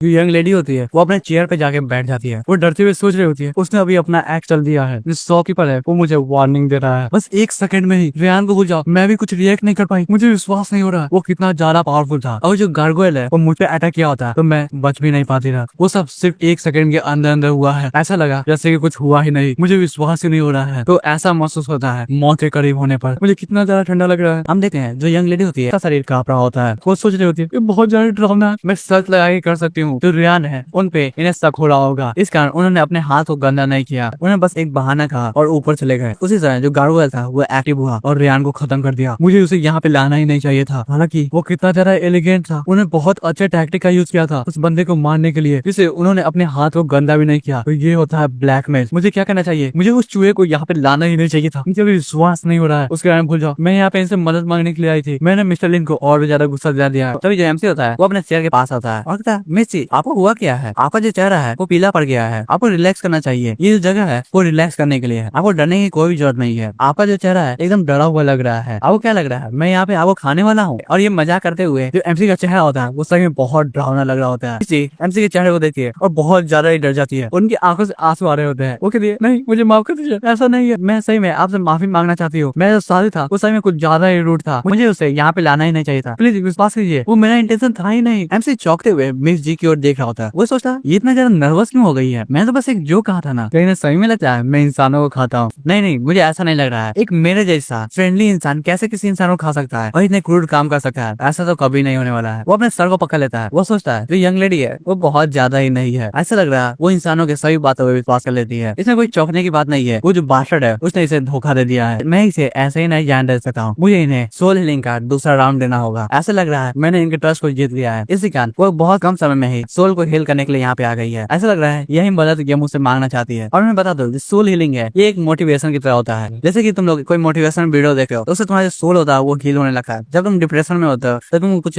गाने को सुनते हो जिससे तुम्हारा जो डिप्रेशन है वो खत्म हो, तुम और कम करो उससे, ऐसा ही है सोल हीलिंग। ये कोई मैजिक वैजिक नहीं है, मैं बता दूं एमसी के पास कोई मैजिक नहीं है, एमसी मन ही मन सोच रहा होता है अगर मैं थोड़ा ज्यादा कर दूंगा तो ये जो कस्टमर है वो मेरी परमानेंट कस्टमर बन जाएगी। वो कहता है मुझे माफ कर दीजिएगा, मैंने आप एक जोक मारा, मैं जोक मारने में इतना अच्छा नहीं हूँ तो ठीक है मैं अपने काम काम पे वापस लौटा हूँ। आप मुझसे क्या मदद मांगने की आई है? लेडी ली सोच रही होती है, अच्छा हुआ, ऐसा लग रहा है इन्होंने मुझे माफ कर दिया है, मुझे अगली बार से और भी ज्यादा सतर्क होने की जरूरत है। आपके सामने परेशानी खड़े करने के लिए मैं माफी चाहती हूँ, लेकिन मैं चाहती हूँ आप मुझे एक बुक को रिकमेंड करें जिससे मैं जो विल पावर है वो मजबूत हो सके। मेरा अभी का विल पावर बहुत कमजोर है। एमसी उसकी बातों को सुनता है और खड़ा होते हुए कहता है, अगर ऐसी बात है तो मुझे सोचने दीजिए। वो एक बुक को निकालता है और सोच रहा होता है, बस 5 ही मिनट हुआ है और ऐसा लग रहा है इनका जो सोल है वो हील हो चुका है। क्या ये सब उस साथी के कारण हुआ है जिसके बारे में ये बात कर रही थी? तभी एमसी एक बुक को निकालता है। वो कहता है, हाँ, आपका जो साथी था वो मुझे अच्छा नहीं दिख रहा था। ये बढ़िया रहेगा कि आप किसी को भी लॉयल ना कहे, क्योंकि कोई भी इंसान आपके साथ लॉयल नहीं हो सका है। लेडी ली खड़ी होती है और कहती है, नहीं, ये कैसे हो सकता है? वो बंदा तभी उन्हें कुछ रियलाइज होता है। वो सोच रही होती है, रुको, जो मिस्टर लिन है वो मुझे कुछ भी ऐसा नहीं कह रहे होंगे। मुझे लग रहा है जो लॉयल्टी रूल है उसी में कुछ गड़बड़ी होगी। व्हाइट मैच जिसने स्पेल को कास्ट किया था रॉयल्टी रूल वाला, वो स्पेल कहीं टूट गया होगा। वो बंदा जिसने रियान पे स्पेल को कास्ट किया था वो मेरे ही फैमिली का मैच था जो कि फादर को सपोर्ट करता था, हेवुड। अगर रियान ने रूल को फेल कर दिया है, इसका मतलब जो हेवुड है वो भी हम लोग को धोखा दे रहा है। फिर वो कहती है, अगर ऐसा है तो मैं किस पे ट्रस्ट करूंगी? एंसी कहता है, अपने आप है, आपको अपने आप पे रिलाई होना होगा। जो पीपल होते हैं वो एक नर्क की तरह होते हैं, चाहे कुछ भी हो जाए वो अपने दिल को पूरी तरह से नहीं खोलते हैं, वो कुछ न कुछ छिपा के ही रहते हैं। जब आप एक अनब्रेकेबल स्टील की तरह हो जाए तब आपको कोई भी नहीं हरा सकता है। तभी एमसी एक बुक को ऑफर करता है। लेडी ली उस बुक के नाम को पढ़ती है, वो कहती है, स्टील। एमसी कहता है, हाँ, ये एक मास्टरपीस है, आपको ये पढ़ना चाहिए। हम देखते हैं उस बुक का नाम होता है how the steel was tempered. MC कहता है कि चाहे कुछ भी हो जाए लेकिन आप इसमें से कुछ ना कुछ सीखिएगा ही। लेडी ली उस बुक को लेती है। एमसी उन्हें कंधों पे हाथ रखता है। वो सोच रहा होता है, लोहा पूरी तरह से गर्म है, अब मुझे इन्हें 2-4 लाइन देनी होगी जिससे ये और भी ज्यादा मोटिवेट हो जाए और मुझे याद रखे। वो कहता है, आदमी का जो सबसे ज्यादा प्यारा पोजीशन होता है वो जिंदगी होती है, और जो जिंदगी होती है वो बस एक बार के जीने के लिए होती है, तो आपको अच्छे से जीना चाहिए। आपके पास कोई रिग्रेट्स नहीं होना चाहिए। एक स्टील के तरह जिसके पास कोई भी रिग्रेट्स नहीं होता है, सालों बाद भी नहीं। उन सभी बातों सुनकर जो यंग लेडी होती है वो वहाँ से चली जाती है। यंग लेडी एमसी की बातों को याद कर रही होती है। यहाँ पे एमसी ने कहा होता है, आपके पास आपका अपना डेस्टिनी है जिसे आप फॉलो कीजिएगा, आपको किसी के बात को सुनने की जरूरत नहीं है। फिर वह एमसी के दिए हुए बुक को देखिए जो की होता है विल ऑफ स्टील। वो डरते हुए उस बुक को खोलती है। जैसे ही वो बुक ओपन होता है हम देखते हैं उस बुक में से बहुत ज्यादा एनर्जी निकलती है। वो एनर्जी आसमान में चली जाती है। यंग लेडी ऊपर आसमान में देख रही होती है। हम देखते हैं कि वो जो एनर्जी होती है वो एक आईबॉल का शेप ले लेती है और यंग लेडी को घेर लेती है। यंग लेडी कहती है, ये जो व्हील ऑफ स्टील है वो मेरे सोल को अफेक्ट किया जा रहा है, रुको, क्या हुआ अभी? और हम देख पाते हैं तो गार्गोइल होता है, उसके गर्दन में से किसी की बॉडी निकल रही होती है। लेडी ली कहती है, हेवुड का जो रून है वो टूट चुका है। तभी उनके बॉडी से बहुत ज्यादा एनर्जी निकलती है और वो एनर्जी जाकर उस स्पाई के गर्दन को पकड़ लेती है और लेडी के सामने ले आती है। लेडी को भी बहुत ज्यादा दर्द हो रहा होता है, उनके मुंह में से ब्लड आ रहा होता है। तभी जो स्पाई होता है वो उनके सामने आ जाता है। लेडी कहती है, ओह, अब मैं समझ गई हूँ, बहुत लंबा समय हो गया है रियान, मिस्टर लिन सही में बहुत ज्यादा इनक्रेडिबल है। उन्होंने मेरे सोल के स्ट्रक्चर को बहुत आसानी से बदल दिया है और मुझे बहुत ज्यादा अमाउंट में माना भी दे दिया है। अब मेरे पास चांस आ गया है जिसे मैं पैनिकी को पूरी तरह से तोड़ सकती हूँ। जो ओवरफ्लोइंग क्राउड है उससे मुझे बहुत ज्यादा ही अच्छा महसूस हो रहा है। ये इतना ही बुरा नहीं है, उन्होंने मुझे काफी ज्यादा रिवॉर्ड दिया है। ये कहना कोई बड़ी बात नहीं होगी कि उन्होंने मुझे एक दूसरा जीवन दे दिया है इतने सारे पावर के साथ। जो मिस्टर लिन है वो पक्का ही हंटर्स के पावर को इकट्ठा कर रहे होंगे। वो पूरे स्टेज और इकोसिस्टम को बदलना चाहते हैं और इसी कारण वो हंटर्स की मदद कर रहे हैं। आपको जो इंटेंशन है वो मैं पूरी तरह से समझ सकती हूँ। तो आज से मैं कसम खाती हूँ, मेरी जो रॉयल्टी है, मेरा जो विल है, वो सब कुछ आपके ऑर्डर पे होगा। मेरी जो बॉडी है वो सब कुछ आपके ऑर्डर पे होगा। मैं आपको कभी भी निराश नहीं करूंगी। और ये कहते हुए यंग लेडी के नोज से ब्लीड हो रहा होता है। एमसी बाहर की ओर देखा है, वो देख पाता है वहाँ पे जो यंग लेडी ली होती है वो खड़ी होती है। वह एमसी को ग्रीट करती है और वहाँ से दौड़ते हुए चली जाती है। एमसी उन्हें देखता है और सोचता है वो अभी भी यहाँ पे है और उनका नोज ब्लीड क्यों हो रहा है? क्या ये लड़की कोई यांत्रिक गल है? जब से उस कमीने ने इन्हें छोड़ा है तब से वो बार बार मेरे बुक स्टोर पे आ रही है। क्या ये नहीं नहीं नहीं नहीं, मुझे इतने खराब विचारों को अपने दिमाग में नहीं आने देना चाहिए। वो बहुत सारी रईस लेडी है, वो मुझे पसंद क्यों करेगी? मुझे सोचना चाहिए कि और भी सारे कस्टमर मेरे दुकान में कैसे आए। तभी हम लोग उसी बुक स्टोर के बाहर का सीन देखे हैं। जो सर नाइट होते हैं वो वहाँ पे पहुंच गए होते हैं। वो एक पेपर की ओर देखते हैं जिसपे एमसी के बारे में लिखा होता है। सर नाइट के हाथ में जो पेपर होता है वो हवा में फेंकते हैं और कहते हैं 23rd स्ट्रीट, ये जो बुक स्टोर है वो पक्का यहीं पे होगा। वो उसी बुक स्टोर की ओर देखते हैं और कहते हैं मुझे अभी तक समझ में नहीं आ रहा है वो जो बूढ़ा आदमी था वो इस छोटे से बुक स्टोर पे 1 घंटे से कर क्या रहा था। अगर मुझे कोई भी क्लू मिलता है तो मैं पक्का ही देखूंगा उसे। मैं इस चांस को छोड़ नहीं सकता हूँ। मुझे पर्सनली जाके इन्वेस्टिगेट करना चाहिए जो भी रूमर्स इस बुक स्टोर के आजू बाजू चल रहे हैं, क्या वो सही है या गलत। वो आगे की ओर बढ़ रहे होते हैं। वो कहते हैं एक नाइट होने के नाते मेरा यह एक फर्ज बनता है कि मैं जस्टिस को सर्व करूँ। फिर हम लोग उसी बुक स्टोर के अंदर का सीन देखते हैं। हम देखते हैं कि वहाँ पे एमसी एक बुक को निकालता है जिस बुक का नाम होता है द लिटिल प्रिंस। वो सोचने लगता है ये बच्चों की किताब है जिसमें बहुत अच्छे अच्छे फिलोसफिकल पॉइंट्स लिखे हुए हैं। इसी कहानी और जो लेसन है वो बहुत अच्छे हैं जो तुम्हारे दिल को छू सकते हैं। मैं इसे पक्का ही आज रात सोने से पहले पढ़ूंगा जिससे मुझे अच्छी नींद आए। तभी उसे दरवाजे की खुलने की आवाज आती है। एमसी उसको देखता है और खुश होते हुए सोच रहा होता है एक और कस्टमर। आज मेरा दिन बहुत ज्यादा ही भाग्यशाली है। मुझे ऐसा लग रहा है वो जो लेडी थी वो सही में एक लकी फिश थी। मुझे विश्वास ही नहीं हो रहा है। जो सनलाइट होते हैं वो उस बुक स्टोर में एंटर करते हैं। एमसी उन्हें देखा है, वो सोच रहा होता है एक नया कस्टमर, ये मुझे कुछ ज्यादा ही ड्रामा लग रहा है, मुझे अच्छे से इन्हें देखना चाहिए। वो कहता है आपका बहुत बहुत स्वागत है, आप यहाँ पे किसी भी किताब को पढ़ सकते हैं, बोरो कर सकते हैं या खरीद सकते हैं। ये एक छोटा सा बुक स्टोर है। सर नाइट अंदर आते ही चारों ओर देखना स्टार्ट करते हैं। वो सोच रहे होते हैं ये एक नॉर्मल सा बुक स्टोर है, इसमें मुझे कुछ भी अजीब नहीं लग रहा है, ना ही इसमें कोई पावर का फ्लक्चुएशन दिख रहा मुझे। अगर ऐसी बात है तो मुझे समय वेस्ट करने की जरूरत नहीं है और ना ही मुझे इससे ओल्ड वाइडी के बारे में पूछना चाहिए। इस बंदे को खुद ही नहीं पता होगा ओल्ड वाइडी है कौन। चारों ओर देखने के बाद मुझे बस एक ही चीज पे शक है, ये जो गार्गोयल है ये यहाँ पे कर क्या रहा है। ऐसा नहीं है कि वो बूढ़ा आदमी किसी को भी ये इंपॉर्टेंट गार्गोयल दे देगा, क्या इसके पीछे एक डीपर मीनिंग होने वाला है। और वो पूछते हैं क्या तुम ही इस बुक स्टोर के ऑनर हो। एमसी ने देखा है, वो सोच रहा था ये कस्टमर मुझे ज्यादा सोशिएबल नहीं लग रहे हैं, शायद मुझे कुछ अच्छे टर्म्स का यूज करना होगा जिससे मैं फ्रैंक हो सकूं। शायद मैं इन्हें ग्रैंडपा कह सकता हूँ। और वो कहता है आपने सही कहा ग्रैंडपा। इस बात को सुनकर जो सन नाइट होते हैं वो पूरी तरह से चौंक जाते हैं। वो कहते हैं ग्रैंडपा। वो मन ही मन सोच रहे थे इसकी इतनी हिम्मत कैसे हुई, ये मुझे ग्रैंडपा कह रहा है। अगर तुम एक और नाइट होते तो मैं तुम्हारे सर को फोड़ दिया होता, अभी तक तुम बच भी नहीं पाते था। डैम इट, मुझे अपने गुस्से को शांत करके रखना होगा। ये एक नॉर्मल पर्सन है, इसी कारण ये अभी तक बचा हुआ है, नहीं तो मैं इसे छोड़ता नहीं। वो अपने गुस्से को शांत करने के लिए अपने दोनों हाथ को टेबल पे मारते हैं और कहते हैं ये गार्गोयल क्या ये तुम्हारा है। एमसी कहता है हाँ, एक कस्टमर ने मुझे गिफ्ट किया था धन्यवाद करने के लिए, हालांकि मैं इसे सेल पे नहीं रखा हूँ। सर नाइट इस बात को सुनते हैं। वो सोच रहे थे जैसे कि मैं खरीदने ही वाला हूँ, ये कैसी बकवास है, एक रेडिएंट नाइट वो भी एक गार्गोयल को खरीदेगा जिसे ब्लैक मैज ने बनाया है। ऐसा कभी भी नहीं होने वाला है, तुम सही में बहुत लकी हो कि मैंने तुम्हारे सर को अभी तक फोड़ा नहीं है। वो कहते हैं ट्रैंक्विलिटी, क्या वही इसका नाम था। एमसी कहता है हाँ। वो चौक क्या होता है, वो सोचता है क्या ये ओल्ड वाइल्ड को जानते हैं। इसके लुक्स को कंपेयर किया जाए तो ऐसा लग रहा है ये ओल्ड वाइल्ड के प्रति बहुत ज्यादा ही गुस्सा है। दूसरी तरफ जो सर नाइट होते हैं वो सोच रहे होते हैं यहाँ कुछ तो अजीब चल रहा है। वो जो बूढ़ा आदमी है वो एक नॉर्मल पर्सन को अपना रियल नाम कैसे बता सकता है, और उसने एक गार्गोयल भी गिफ्ट कर दिया है, वो भी इस लेवल का। मुझे पहले लग रहा था ये एक ऐसी जगह होगी जहाँ में ब्लैक मैज मिलते होंगे, लेकिन ऐसा नहीं है। ये बंदा एक नॉर्मल बंदा लग रहा है मुझे, लेकिन हम लोग इस जगह को एक सीक्रेट मैसेज ट्रांसफर करने वाली जगह मान सकते हैं जहाँ पे मैसेज को एक्सचेंज किया जाता हो, जैसे कि एक्सचेंज पॉइंट। हमसे चौंकते हुए उस बूढ़े की ओर देख रहा होता है। वो सोचता है मेरे पास बहुत सालों का एक्सपीरियंस है लोगों को जज करने का, और ये मुझे कह रहा है ये जो बंदा मेरे सामने है वो इतना भी ज्यादा ड्रामना नहीं है और ना ही बुरा इंसान है। हालांकि वो जिस एटीट्यूड में इस स्टोर के अंदर आया था वो बहुत ज्यादा अजीब एटीट्यूड था, लेकिन अभी तक इसने किसी भी सामान को नहीं तोड़ा है। ये काफी जेंटल इंसान है, इन्हें बस थोड़ा सा गुस्सा होगा ओल्ड वाइल्डी को लेकर। ये शायद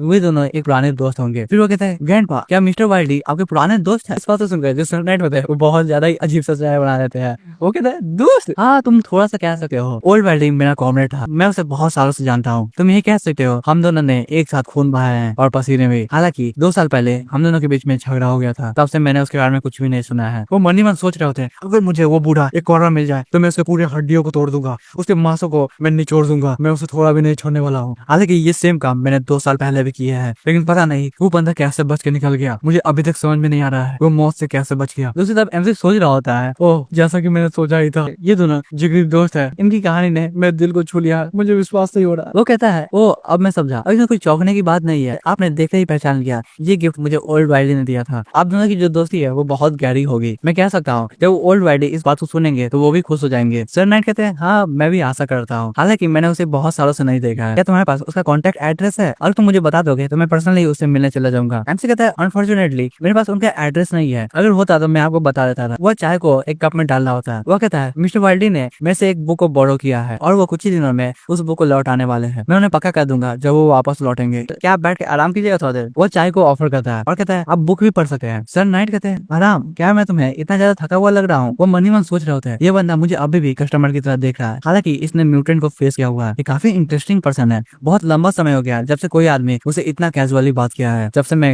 रेडिएट नाइट बना हूँ। सभी लोग मुझे दिन भर यही पूछते रहते हैं आप कैसे हैं, क्या आपने खाना खाया, आपने आराम किया है या नहीं सर। फिर वो चेयर को पीछे करते हैं और कहते हैं बूढ़े इंसान को अंडरएस्टिमेट मत करो, मैं तो बस थोड़ा ही देर खड़ा हुआ हूँ, मुझे इतना भी ज्यादा थकावट नहीं महसूस हो रहा है, लेकिन मैं तुम्हारे चाय के ऑफर को मना नहीं कर सकता हूँ। हालांकि मैं बुक भी नहीं पढ़ सकता, वो बहुत ज्यादा ही परेशानी भरा होता है और मैं पैसे भी नहीं लाया हूँ। मैं सोच रहा होता है हाँ अब ये थोड़ा सा फ्रैंक हो रहा है, इनके टोन को देख के लग रहा है वो थोड़ा सा ज्यादा एरोगेंट है, लेकिन इसमें कोई भी बड़ी बात नहीं है। एमसी चाय को आगे बढ़ाता है और कहता है मेरे पीछे जितने भी किताबें हैं आप उन्हें पढ़ सकते हैं, वो सब फ्री है, साथ ही साथ आप चाय पीजिए उससे आपको आराम मिलेगा। सर नाइट बुक के ऑफर को मना कर रहे होते हैं, वो कहते नहीं मैं बुक नहीं पढ़ सकता हूँ, उसमें लंबा समय लग जाता है, लेकिन वो मन ही मन सोच रहे थे ये सिरदर्द ये दोबारा से आ गया है, कि मुझे परेशान किया जा रहा है, मुझे क्या करना चाहिए अभी तक मुझे समझ में नहीं आ रहा है। अचानक ही उनका जो हाथ होता है वो एक बुक से टकराता है, वो उस बुक को देखते हैं, उन्हें उस बुक का नाम दिख रहा होता है सीड ऑफ अभ्यास। वो सोचते हैं सीड ऑफ द अभ्यास। एमसी बताता है हाँ मैं एक फेरी टेल की किताबें पढ़ रहा हूँ जो काफी रिलैक्सिंग है, आपको भी वो पढ़ना चाहिए, रिलैक्स करने में और रात को आराम से सोने में ये बहुत ज्यादा ही मदद करता है। सर नाइट चाय को पीते हैं और कहते हैं फेरी टेल तुम सही में बच्चे हो, तुम अब एडल्ट बन चुके हो, तुम्हें सोचना चाहिए और ऐसी किताबें नहीं पढ़नी चाहिए। हमारा एमसी सोच रहा होता है क्या मैं इतना ज्यादा बूढ़ा हो चुका हूँ, कितनी ज्यादा अनफॉर्चुनेट बात है। ये जो फेरी टेल की किताब है मैंने अभी पढ़ा है और मेरे पास इसकी कोई भी कॉपी नहीं है, वह उन्हें ऑफर करता है। सर नाइट गुस्से में कहते हैं जिस बुक को तुमने मेंशन किया क्या वो एक फेरी टेल की किताब है, तुम ये कह सकते हो। एमसी कहता है हाँ, यह एक फेरी टेल की ही किताब है, मैंने अभी अभी इसे पढ़ा है और कंप्लीट किया है। ये एक प्रॉपर क्लासिक फेरी टेल की किताब है। क्या इसमें कोई प्रॉब्लम है? हम लेते हैं एमसी द लिटिल प्रिंस की किताब को ही ऑफर कर रहा होता है, लेकिन जो सर नाइट होते हैं उन्हें कुछ अजीब लग रहा होता है। वो सोच रहे होते हैं ऑफ कोर्स यहाँ पे एक प्रॉब्लम है, तुम कैसे सीड ऑफ एबिस पढ़ सकते हो, वो भी सोने से पहले, और तुम उसे एक फेरी टेल की किताब कह रहे हो? मुझे विश्वास ही नहीं हो रहा है। किस तरह की कहानी तुम सुनते होगे जिसे तुम फेरी टेल कहते हो, मुझे समझ में नहीं आ रहा है। ठीक है, अब मैं क्यूरियस हो रहा हूँ। वो अपने हाथ को आगे बढ़ाते हैं और कहते हैं चलो मुझे दिखाओ वो किस तरह की किताब है। मुझे गलत मत समझना, लेकिन मैं थोड़ा भी इंटरेस्टेड नहीं हूँ फेरी टेल की किताब में, मैं बस देख रहा हूँ और तुम्हारे ऑफर को मैं मना भी तो नहीं कर सकता हूँ, तुम इतना ज्यादा इंसिस्ट कर रहे हो मुझे। एम से मुस्कुराता है और सोचता है ये जो ग्रैंडपा है वो सही में माचो मैन बनने की कोशिश कर रहे हैं। हालांकि ये दिल के बहुत ज्यादा ही सॉफ्ट है और उन्हें वो किताब दे देता है। जैसे ही जो सननाइट होते हैं वो उस किताब को पकड़ते हैं, वैसे उन्हें कुछ अजीब सा लगने लगता है। वो कहते हैं क्या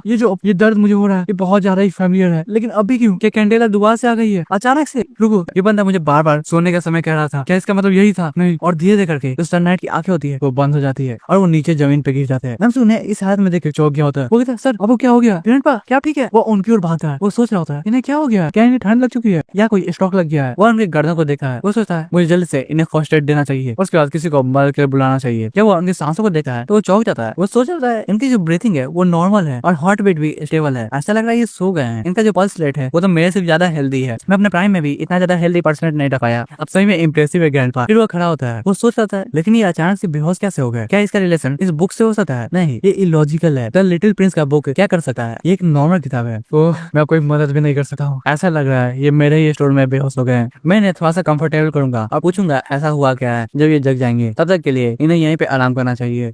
एमसी कुछ देर बाद सोचता है कि इन्हें थोड़ा सा साइड में सुला देना चाहिए और यहाँ पे कोई और कस्टमर आएगा तो प्रॉब्लम हो सकती है। हालांकि मुझे नहीं लग रहा है इस मौसम में एक भी कस्टमर आने वाला है, लेकिन तब भी मुझे पहले से तैयार रहना चाहिए जैसा कि मैं हमेशा से होता हूँ। और वो उन्हें खींचने की बहुत कोशिश कर रहा होता है, लेकिन वो हिला नहीं पा रहा होता है उन्हें। वो हार मान जाता है और हाफते हुए कहता है मैं जानता था ये भारी होंगे, लेकिन इतना भारी मैं सोचा भी नहीं था। ये एकदम ब्राउन बियर की तरह है, इनके हर जगह पे सिर्फ मसल ही है, इतना तो मैंने एक्सपेक्ट भी नहीं किया था। वो पीछे की ओर देखता है और कहते हैं अगर ये थोड़े से पतले होते ओल्ड वर्ल्ड की तरह तो मैं इन्हें घसीट के कहीं पे ले जा सकता था, लेकिन अब मैं कुछ भी नहीं कर पा रहा हूँ। क्या हुआ और यहाँ पे कोई और कस्टमर आ जाए जो कि मुझे मदद कर सके यहाँ से हिलाने में, लेकिन कौन आएगा? अभी का मौसम खराब है और इस मौसम में एक भी कस्टमर नहीं आने वाले हैं। नॉर्मल डे पे तो मेरे एक कस्टमर नहीं आते हैं, अभी के समय में कौन कस्टमर आ जाएगा यार? वो ऐसा ही सोचता है। फिर वो माफी मांगता है और कहता है प्लीज मुझे माफ कर दीजिएगा, अभी मैं जो भी करूंगा उसके लिए प्लीज मुझे माफ कर दीजिएगा, मैं नहीं करना चाहता हूँ। और वह सरनाइट के कपड़ों को पकड़ता है और उन्हें घसीटना स्टार्ट कर देता है और वो उन्हें आराम से घसीट पा रहा होता है। लेकिन ये सीन भाई ऐसा नहीं लग रहा है एक मर्डर आदमी को घसीटा जा रहा है। एडिटर मर्डर यार फिर से बोल दिया मैंने, प्लीज भाई मैं तो कॉमेडी का एड्रेस पढ़ सकता है। दूर से एक बिल्ली डरते हुए एमसी को देख रही होती है। एमसी उन्हें घसीटे हुए एक चेयर पे सुला देता है। तभी उसकी नजर उनके मैकेनिकल आर्म पे जाती है। वो सोचता है एक मैकेनिकल आर्म क्या ये एक हैंडीकैप है जैसे कि ओल्ड वर्ल्ड है? इनका जो आर्म है वो कॉम्प्लेक्स है, एक नॉर्मल पर्सन इसे यूज नहीं कर सकता है। इनकी जो फिजिक है वो भी बहुत ज्यादा ही अजीब है और इनका टोन वो कमांडिंग टोन है। क्या ये हो सकता है ये एक रिटायर्ड हाई रैंकिंग के मिलिट्री ऑफिसर होंगे? वो पूरी तरह से चौंक गया होता है। वो सोचता है हाँ इसमें कोई डाउट नहीं है, मैं एक ऐसा ही इंसान से मिला था जो की रिटायर्ड ऑफिसर था। इन दोनों का ऑरा एकदम सेम है। इनका जो एटीट्यूड है और जो मेंटल फैटिक है वो दोनों एक ही ओर इशारा करता है, जो कि एक रिटायर्ड ऑफिसर होता है। ये पक्का ही एक लड़ाई के दौरान अपने हाथों खो दिए होंगे और वो हमेशा ही उस फाइट को याद करते होंगे। इस तरह के जो लोग होते हैं वो बहुत ज्यादा ही जिद्दी होते हैं और जल्दी अपने बात से नहीं हटते हैं। अब मुझे समझ में आ रहा है ये बेहोश कैसे हो गए। इनका जो मैकेनिकल आर्म होगा वो माल फंक्शन कर गया होगा और वहाँ पे शॉर्ट सर्किट हो गया होगा बारिश के कारण, क्योंकि बारिश में बहुत ज्यादा ही मॉइस्चर घूम रहा है। जैसे ही वो इनके बॉडी के कॉन्टेक्ट में आया होगा तभी वो बेहोश हो गए होंगे। ये इनके लिए हानिकारक हो सकता है अगर ये बार बार होने लगा। फिर वो पीछे मुड़ता है और कहता है अगर मैं इस सीन को दोबारा देखूं तो ऐसा लग रहा है मैंने कुछ अजीब ही कर दिया है। मैं एक सीरियल किलर बन चुका हूँ जिसने किसी का मर्डर किया है और घसीटे हुए एक जगह पे ले आया है जिससे किसी को भी इसका एविडेंस न मिले। नहीं नहीं नहीं नहीं नहीं नहीं, मैं ऐसा नहीं सोच सकता हूँ। ऐसे गंदे ख्याल मेरे दिमाग में कैसे आ रहा है? मैं एक भला इंसान हूँ, मेरे जैसा एक भला इंसान ऐसे काम कैसे कर सकता है और कोई मुझे ऐसा क्यों समझेगा? सबको पता है मैं बहुत ज्यादा दयालु हूँ। मैं लिंजी एक ऐसा इंसान हूँ जिसे कोई बुरा नहीं समझता है। लेकिन दूर से एक बिल्ली घबराते हुए एमसी को देख रही होती है। उसका जो मुंह होता है वो खुला का खुला रहता है। तभी एमसी की नजर अपने बुक पे जाती है। जिस सर नाइट होते हैं वो एमसी की किताब को बहुत ज्यादा टाइटली पकड़े होते हैं। एमसी सोच रहा होता है ऐसा लग रहा है इन्हें ये किताब बहुत पसंद आई है, ये इन्हें अभी भी अच्छे से पकड़े हुए हैं। ये कितने ज्यादा जिद्दी बूढ़े इंसान है। मैं ऐसा कर रहा हूँ आपको अच्छी नींद आए और आप अच्छे से सोएं। ये करके वो वहाँ से जा रहा होता है। तभी उसकी नजर दरवाजे पे जाती है। वो कहता है क्या वहाँ पे कोई है? हम देखते हैं दरवाजे पे एक बिल्ली के पैरों के निशान होते हैं। एमसी बाहर निकलता है और दूर बिल्ली को देख रहा होता है। एक बिल्ली भाग रही होती है। एमसी उसे देखता है और कहता है ओ ये तो एक बस बिल्ली है, बाहर खतरा हो सकता है, तुम ध्यान से जाना और अपने घर पे पहुंच जाना। फिर उन लोग बिल्ली को देखते हैं जो डरते हुए आगे की ओर बढ़ रही होती है। वो कहती है नहीं ऐसा नहीं होना चाहिए, ये कैसे हो गया। वो हाफते हुए आगे बढ़ रही होती है, तभी अचानक ही वो एक जगह पर रुकती है और अपना सेफ करना स्टार्ट कर देती है। हम देखते हैं वो एक बिल्ली नहीं थी, वो एक इंसान था जिसने बिल्ली का रूप लिया हुआ था। वो जैसे ही इंसानी रूप में आता है वैसे वो रोना स्टार्ट करता है। वो कहता है ये कैसे हो गया, मुझे विश्वास नहीं हो रहा। हम देखते हैं ये बंदा सीक्रेट इंस्ट्रूमेंट टावर का एक इंटेलिजेंस का ऑफिसर होता है जिसका नाम ग्रेग होता है। वो बताता है मैं सर जोसेफ का बहुत बड़ा फैन था और उनके पास होने के लिए मैंने बहुत ज्यादा मेहनत की थी, जिससे मैं टावर इंटेलिजेंस ब्यूरो में एक्सेप्ट हो गया। नेचुरली मुझे सब कुछ पता था जो भी सर नाइट जोसेफ के बीच में और ब्लैक मैच वाइल्डी के बीच में हुआ था। मुझे बहुत ज्यादा चिंता हो रहा था अपने आइडल को लेके, इसका मैं इस बुक स्टोर तक इनका पीछा करता रहा। जैसे ही मैं यहाँ पे पहुंचा मुझे लगा यहाँ पे कुछ भी अजीब नहीं होने वाला है, क्योंकि यह एक नॉर्थ सा बुक स्टोर लग रहा था। यहाँ पे एक भी मैजिकल रिएक्शन नहीं था, एकदम नॉर्मल बुक स्टोर था। इसका मैं सोचा जैसे ही सर जोसेफ बाहर आएंगे वैसे ही मैं ऑटोग्राफ ले लूंगा। मैं वहाँ पे 10 मिनट तक इंतजार कर रहा था। वो सोच रहा होता इतना लंबा समय क्यों लग रहा है, इन्हें अभी तक बाहर आ जाना चाहिए। चलो थोड़ा अंदर देख लेते हैं मैं जो हीरो है वो कैसे दिखते हैं। और वो अंदर की ओर देखा है, वो वही सीन पे देखा है जहाँ पे जो सर नाइट होते हैं वो नीचे की ओर गिर रहे होते हैं। वो उन्हें नीचे की ओर गिरते हुए देखा है। अभी भी हुआ क्या, वो तो आराम से बात कर रहे थे लेकिन अचानक ही वो बेहोश हो गए। वो इंसान कितना ज्यादा ताकतवर होगा मुझे यकीन नहीं हो रहा है। क्या उसने अभी इविल ब्लैक मैजिक का यूज किया है। वो डरते हुए पीछे की ओर आता है। फिर वह एमसी को सुनता है। जब एमसी कहता है मैं आशा करता हूँ आपको अच्छी नींद आए और अच्छा सपना भी, आप आराम से सोइए। वो सोच रहा होता है वो जो बंदा है क्या सर जोसेफ को हमेशा के लिए सुला दिया है, नहीं ऐसा नहीं हो सकता। सर जोसेफ तभी उसका जो पैर होता है वो एक कैन से टकरा जाता है। वो सोचता है ऐसा लग रहा है उस बंदे ने मुझे नोटिस कर लिया है, मुझे जल्दी से यहाँ से भागना चाहिए, मैं इसे अभी नहीं हरा सकता हूँ, मुझे डर लग रहा है। तभी एमसी कहता है बाहर खतरा है, तुम ध्यान से जाना और अपने घर पे अच्छे से पहुंच जाना। हम देखते हैं वो बंदा अभी भी रो रहा होता है। वो कहता है तो ऐसा लगता है मौत के करीब होकर उसने मुझे आराम से भागने दिया, क्योंकि वो चाहता था मैं टावर पे जाके इस बात को रिपोर्ट करूं। मेरे पास कोई भी चॉइस नहीं है, मुझे जल्दी से जाकर इसे रिपोर्ट करना चाहिए। ये बंदा 1 साल तक एक ही पोस्ट पर रहा है, लेकिन आज ये अपने जीवन का सबसे इम्पोर्टेंट मिशन करने जा रहा है। वो कहता है सर जोसेफ आप बस मेरा इंतजार कीजिएगा, मैं आ रहा हूँ। फिर हम लोग सर जोसेफ को देखते हैं जिनकी आंख खुलती है। वो सोचते हैं मैं कहाँ पे हूँ, क्या यह एक और कैंडेला का इल्यूजन है, लेकिन इस पर मुझे थोड़ा भी दर्द नहीं हो रहा है। उनके कानों में आवाज आती है जब तुम अब्बेस की ओर देखोगे तो अब्बेस भी तुम्हारी ओर देखेगा और तुम दोनों एक दूसरे को पहचानोगे। सर जोसेफ कहते हैं ये सब तो फेरी टेल्स है ना। उनके सर में फेरी टेल की आवाज आ रही होती है जो भी उस किताब में लिखा होता है। वो कहते हैं ये सब कुछ ज्यादा ही हो रहा है, मैं इसे नहीं कर सकता हूँ, रुक जाओ क्या हो रहा है। वो अपने सर को पकड़े होते हैं, तभी उन्हें आवाज आती है मैं खुश हो गया हूँ, तो आखिरकार मैं तुमसे मिल ही गया हूँ। हम देखते हैं जो कैंडेला का स्वॉर्ड होता है वो सामने की ओर आ गया होता है। सर जोसेफ सोच रहे होते हैं ये दर्द ये धीरे करके गायब हो रहा है, क्या ये कैंडेला के कारण हो रहा है, ये एकदम फेरी टेल की कहानी जैसा लग रहा है। हम देखते हैं उनके सामने एक एल्फ होता है जिसके हाथ में कैंडेला का स्वॉर्ड होता है। वो सोचते हैं दूर से फेरी टेल वो पक्का है बच्चों के लिए होता है ना। अचानक ही उनकी नींद खुल जाती है और वो जगते हैं। वो जगते ही उस किताब को देखते हैं। एमसी उन्हें नोटिस करता है और कहता है ग्रैंडपा तो आखिरकार आप जग ही गए। ग्रैंडपा कहते हैं तुम्हारा बहुत बस हो गया।